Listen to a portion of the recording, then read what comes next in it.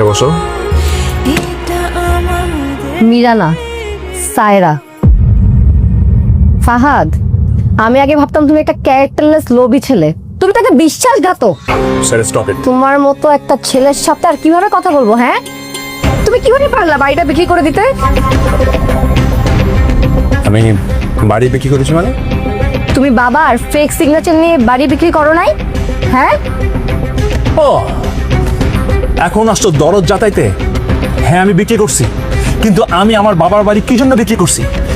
Actually আমি বাড়িটা বিক্রি করতে বাধ্য হয়েছি, আর সেটা তুমি আমাকে করেছো। আর তোমার কারণে আমি আমার বাপের বাড়িটা এত সস্তায় এত কম সময়ে মানুষের কাছে বিক্রি করে দিয়েছি, তাদেরকে আমি ঘরছাড় করেছি শুধু তোমার কারণে। এটা কোনো কথা হইলো? আমি কি আপনাকে পরের মানুষ নাকি?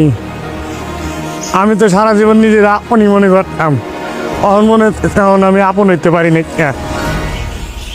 ঢাকার বাড়িটা দেবে চালাতেন আমার কইলে কেম মানুষের কাছে কইতাম না।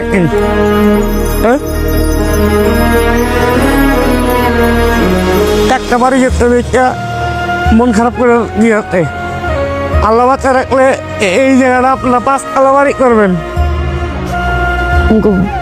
বাড়ি তো ফাহাদ বেছে নাই, ওর বাপ মার কলজাটা খান খান কইরা বেচা দিছে।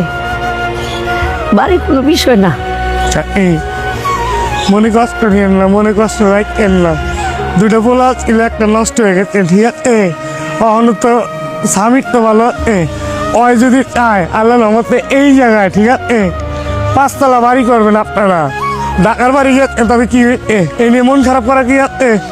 আর কাকি যদি আপনাকে যদি স্বামীর আপনাকে না দেয়, ঠিক আছে, আমি আমল করে থাকি, আমি আপনাকে ছাড়া কোনোদিন থাকবো না।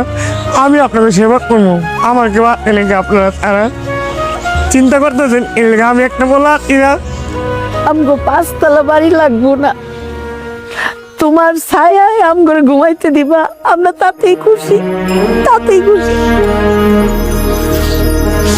বাপমার মনে কষ্ট বিচার আমি বুঝবো। এটা আমাদেরই গল্প, এটা আমাদের। বুঝলি, ঠিক আছে? আল্লাহ নগদ বিচার করে না তো, আস্তে আস্তে বিচার করবো তো, তুই ঠিকই বুঝবি। মিরা বসো। মীরা না, সায়রা। ফাহাদ, আমি আগে ভাবতাম তুমি একটা ক্যারেক্টারলেস লোভী ছেলে, তুমি তাকে বিশ্বাসঘাতক। Sir stop it. This is not your office, this is my office. আর আমার অফিস এসে তুমি আমাকে